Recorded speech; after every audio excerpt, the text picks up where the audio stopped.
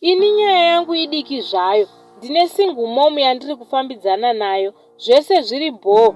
Kunetsana handingaiite excuse because zvinhu zvinowanikwa murelationship. But nyaya yangu yakamira yakadai so. Nguva zhinji dzandinenge ndina baby uyu, mukurara mangu ndinorota ndichirwiswa zviya muhope. Ndaimbonyarara kumuudza, kuzosvika ndamuudza about it, zvandinenge ndichisangana nazvo. Most of the time tiri tese, semunhu anofarira hake kunoshandirwa.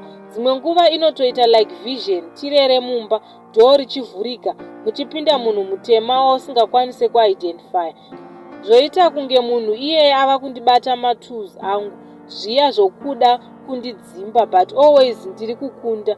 Kuudza kwandakaita bhebhi uyu, mhinduro dzacho, zvakaoma, ending up ndava kunyarara hangu.